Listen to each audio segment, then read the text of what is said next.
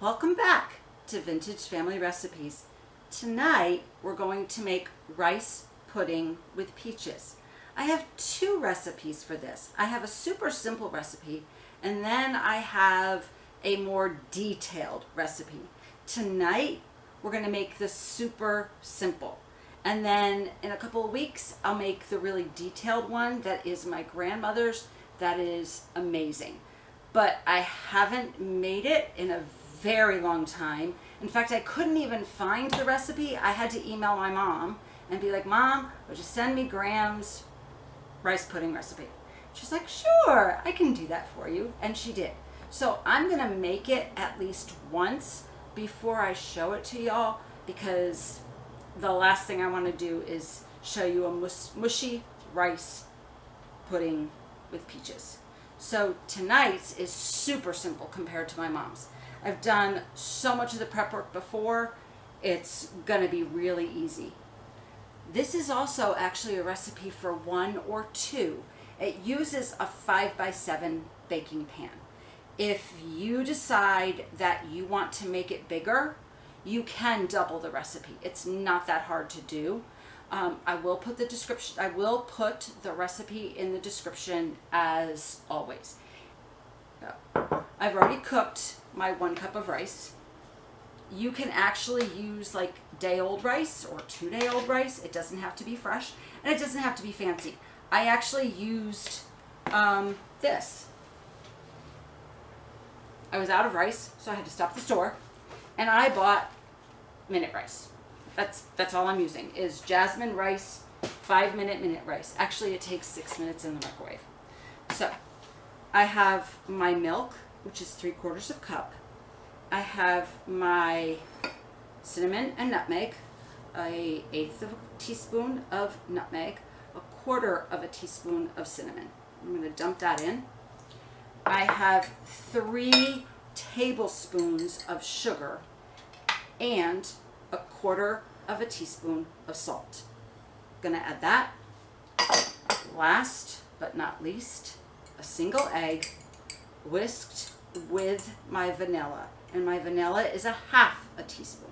I'm going to put that in, and I actually started my oven before I started baking because it only needs to be at 325, and this is going to mix together so fast I knew it would be done almost as soon as the oven was done. So I'm going to very quickly whisk these things together. Now I'm going to slowly add in my rice. And as I add my rice, I'm going to slowly mix it in. Okay. Make sure my rice isn't real clumpy. Mix it in nice and smoothly.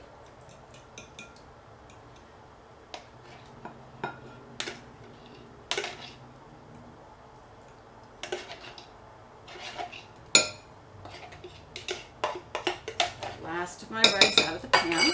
Oops.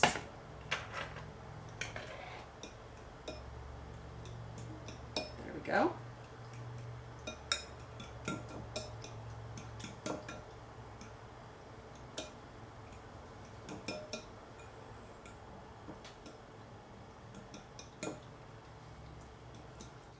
I have already a cup of chopped peaches. We don't have any really big peaches in the store yet. We have small peaches. Mine took 2 small peaches. Sorry, 2 small peaches. If you don't have peaches in the store and you want to make this, you could use canned peaches. Just don't use the syrup. Make sure you drain the syrup really, really well. Or even just if it's in water and not syrup, still drain it really well. Let it even absorb some of the moisture with a paper towel.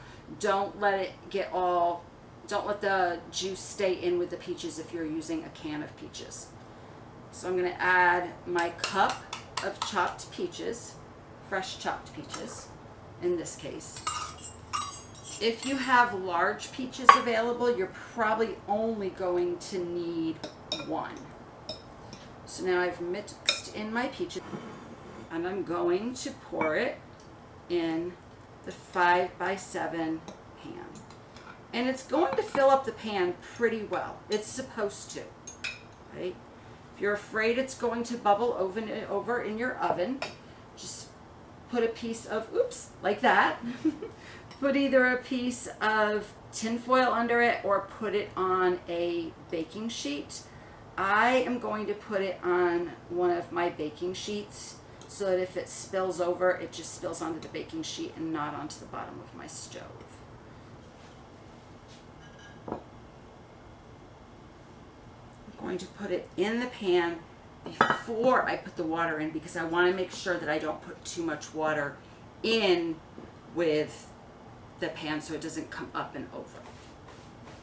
The one thing this recipe does not call for, but I am going to do, I am going to add a layer of cinnamon on my rice and peaches before they go in the oven. And I'm actually going to also grab some of my extra sugar and add that to the top as well. And I just literally dumped some in my hand, and I'm just kind of running it with my fingers over the top just to give it an extra little oomph. My grandmother's is much fancier than this even. She uses raisins and peaches and a meringue, and hers is just one step higher than this one. This is a basic recipe that I'm showing you tonight. And then, like I said, probably not next week, but the week after, I will make hers. I've boiled my water. I'm going to put just a little bit of water in very slowly because I don't want it to be up too high, but I want it to be enough that it's a bit of a water bath. So I'm pouring extra slow. And once I get to about halfway up the inner dish, I will stop pouring. There it is. Maybe even a little less than half. Okay. That's not bad.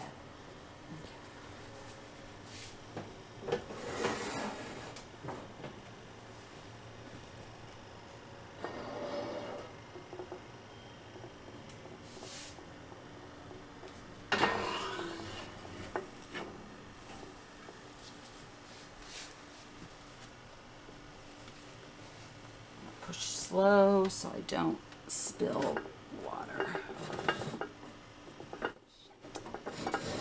Obviously that comes out.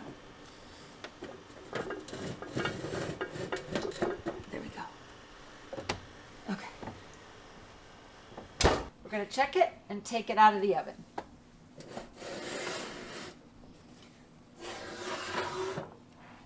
Yes, it is definitely finished.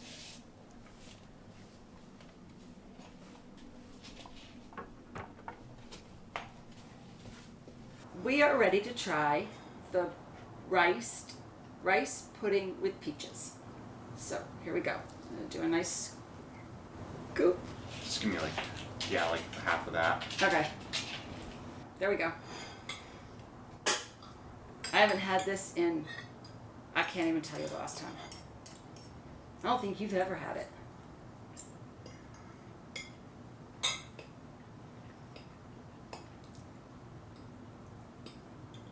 It's rice and peaches. It's rice and peaches. I did not make my own this time. I bought some. I was being lazy. But I am going to have whipped cream on mine. It tastes fine without it. But if I'm going to have something decadent, I'm going to have something with the extra. It's much more rice and much less pudding than what I generally think of as rice pudding, like what you get from the store. Uh-huh. I think because this is baked. Possibly. I don't know how they make the stuff from the store. Neither do I. No, think about it. And I know you don't really like pudding, so was this a pleasant? No, this is fine. This is fine. It's just, it's interesting because it's a dessert, but I don't even know that I would class it as a dessert. I feel like I'm one of the weakest parts of your videos because I rarely have good descriptions for your food, even if I like it. I'd probably come across as very deadpan. That's okay. Hi, today we're eating rice pudding. With peaches. With peaches. This is an excellent dessert. I highly enjoy it. That's how I feel like I come across on camera. No, you don't. I will say that I like this. However, if memory serves me well, I like my grandmother's much better than this. This was really easy to make. Hers is a little more complicated, so I probably will not make it next week for you to see. I'll make it next week for me to practice, and then make something else for you all to see, and then make it for you to see. Because I do know this was the hardest part about this was the 50-minute cooking, or the longest I should say. Putting it together was super easy. Putting it together? We'd love it if you would subscribe, leave us a comment, hit the like button, and if you make this recipe, let us know. Have a good night, and see you next time on Vintage Family Recipes.